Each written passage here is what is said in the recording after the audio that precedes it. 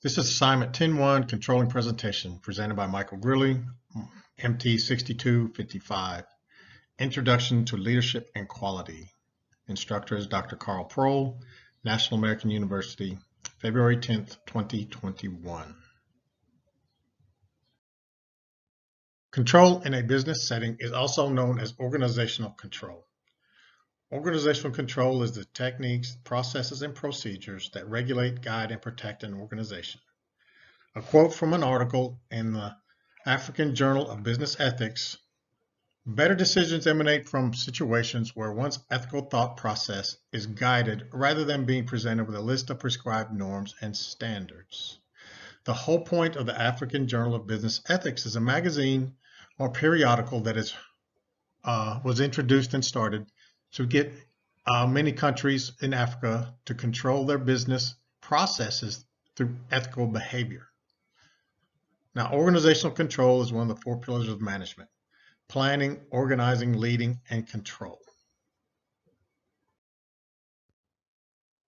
Establishing standards of performance and a feedback mechanism is to ensure your standards are being met and the system is working or not conforming to your standards. Standards are the control, and the feedback loop is a method that is used to hold the standards in place. Process improvement or change to the standards is another benefit of the feedback loop, so to speak. Two major theories of control are hierarchical and decentralized management. From a quote from the textbook, budgetary control, one of the most commonly used forms of managerial control, is the process of setting targets for an organization's expenditures, monitoring results, and comparing them to the budget, making changes as needed. Money makes the world go round, makes business go round. So of course, if you're making money and everything's good and hunky-dory, guess what? You're going to be happy with your processes. If things start to slip and you're not making money, you might want to change what you're doing, try to make an improvement somewhere. Hierarchical control is arranging workplace leadership structure in which authority is assigned in ranks and employees take directions from their superiors. Decentralized control is system business management that has more decision-making abilities seated at the organizational level instead of the higher headquarters. There's a big difference between the two. The hierarchical management system has the advantage of centralized efficiency. When decisions need to be made quickly, they can be. But sometimes the information needed to make the decisions can be slow to get into the hands of the correct people to make those decisions, as in the chain of command may be slower to react. If you envision a pyramid with more people at the bottom, less people at the top, and getting through all the layers and wickets of approval for the right person to make that decision. Decentralized management advantages are that more decision makers are closer to the issues and theoretically make better decisions faster with more input from many individuals closer to the issues.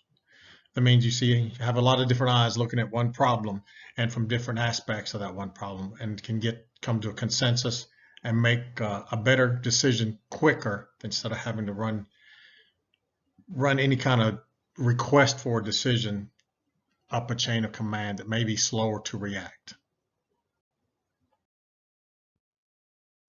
One of the more popular and most used method of decentralized management is total quality management, or TQM. The total quality management system has been instituted in several industries with some successes and some failures, or not 100% buy-in or 100% success because of different factors. But the total quality management is a customer-focused system involving everyone in the organization for continuous improvement.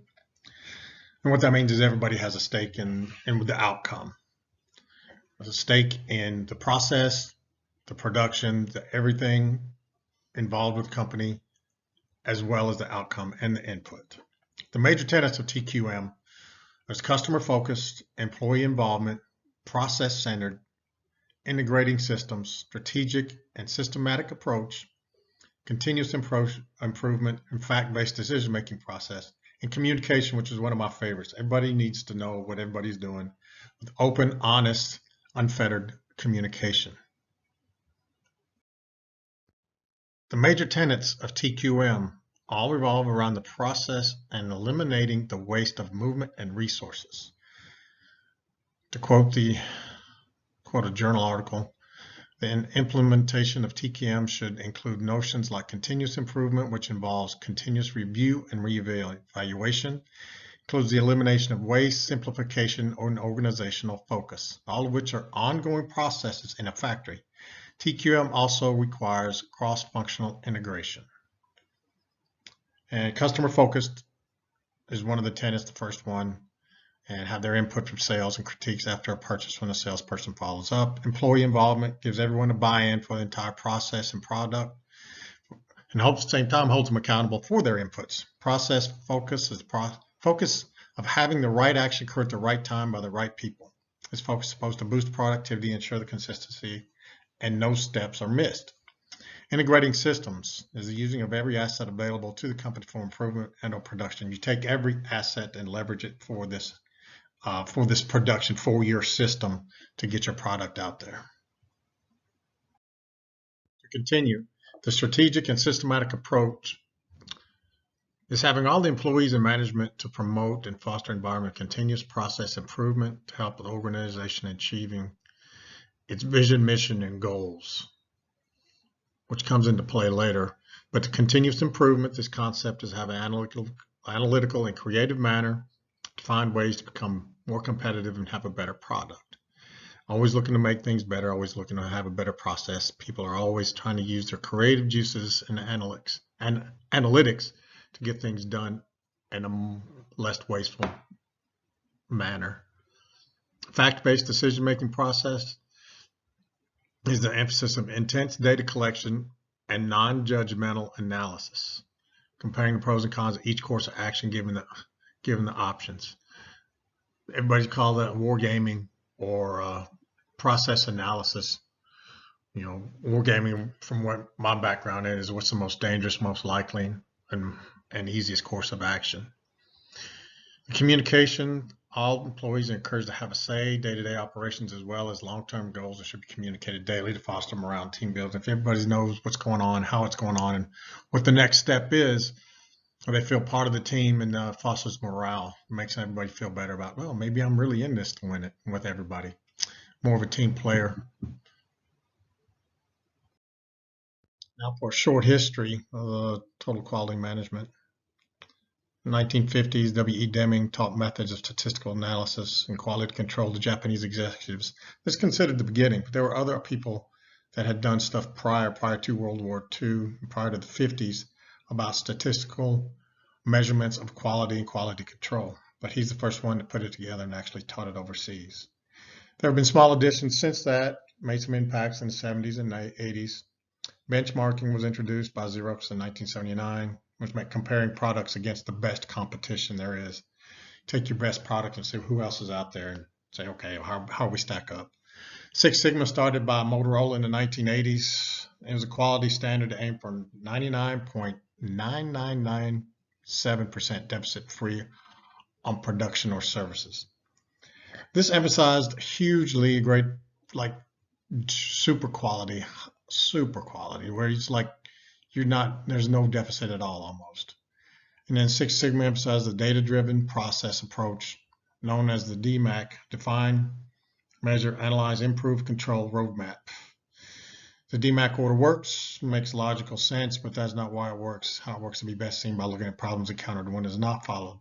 This guy, Vogel, wrote a paper about a comparison by using statistics of failure and percentage of failures against and for the Six Sigma system.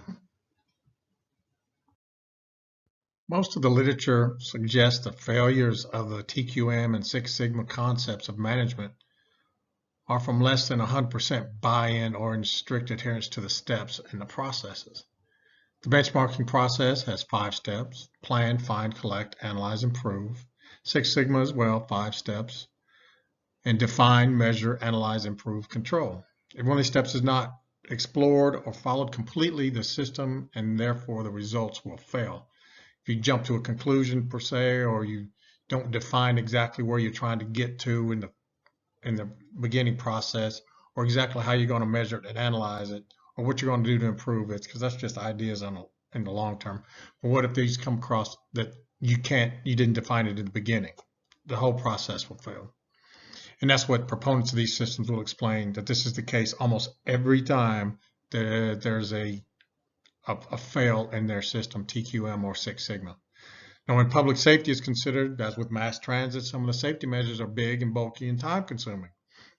The Federal Aviation and Department of Transportation have some strict requirements for vehicles on public roadways and airways. There are no shortcuts or workarounds in the name of quality and streamlining the process. When safety is paramount, you don't want that shortcut taken. I know working around airplanes that you got to have a A&P licensed person inspect every bolt and nut that gets put on an airplane. If something was taken apart, they have to come back and inspect it.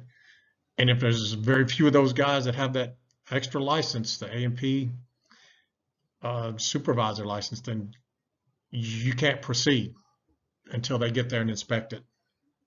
So it's bulky, it's safety oriented, and it has to be that way because many people's lives or health is at risk when something fails in an airplane or a bus or a large truck. The financial and budget controls in a TQM or Six Sigma management system has developed into its own concept, cost of quality, COQ. There was an important link between money and quality when the TQM concept was introduced, as the basis of it being introduced in the first place, because all businesses are about making money. The COQ is a measurement of resources in a business entity being used for maintaining quality and preventative activities. The activities can be measured as the cost of good quality against the cost of poor quality. Now, what that means is the cost of good quality is the amount of revenue invested in the preventive activities and appraisal costs. Like, are you investing your money in preventing defects? Are you investing your money in quality workmanship and putting out what the customer demands and needs in a quality manner? The cost of poor quality is the investing of resources in internal, external failures. What would the external failures be in the form of recalls, complaints by customers, returns, that sort of thing. And the internal failures is making sure you're reworking things, having to destroy finished goods to have them reconstructed all over again. Those kind of issues that you'd have internal that would never make it to the market. But the external failures sometimes can be catastrophic.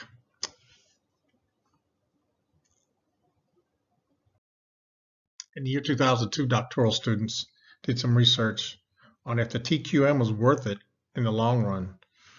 Was there a financial gain in the companies that institutes the principle of the TQM? Their researchers aimed at TQM award winners and how it affected their stock price. And their research was starting from the year after implementation to like 5 years afterwards. So a period of like 6 years. And their stock prices of targeted companies increased 114 over a period of 5 years in the TQM system. The same time, in that alternative investment strategy of S&P 500 netted an 80% increase. And these two guys, this was their article. That's a reference to their article from 2000. They did another one for a different magazine. And it says often TQM efforts were measured against short-term financial performance. When short-term improvements did not materialize, many firms became disillusioned. This can be a problem when it comes to a quick fix, entities are looking for a quick fix for poor performance, and they can't actually get it from instituting, okay, we're going to change everything to our new management system, our new production system, whatever the manner of percept improvement management system or production system they want. Sometimes it just doesn't play out in short-term fixes. Maybe it's a long-term deal that over time creates and rights the boat, gets them back on track for a profitable bottom line. Measuring a company's performance should be relatively simple. Generally accepted accounting principles, or GAAP, were the original standard guidelines for financial accounting. Yet more companies are resorting to non-GAAP metrics to present what can be a flattening picture of their performance. It's from the editorial board in 2019. It's a London-based publication. And the statement above is very important when the financial statements have been created and there's a change in the entire business entity and their management style or system. When you talk about going to TQM and Sigma and leaning out everything, trying to maximize profit with little effort, with less effort, or putting everything, all the resources into one thing or the other, and trying to really change the way you're doing things in the name of quality. And when quality becomes the goal and money's not the goal, is your values changing? Is the way you report your net worth of your company changing? It opens up a lot of questions in how these people are starting to report because they changed, become from a hierarchical to a decentralized system in the management department, or even in the entire entity of the business. Could be change in the financial reporting as well. Could cause problems.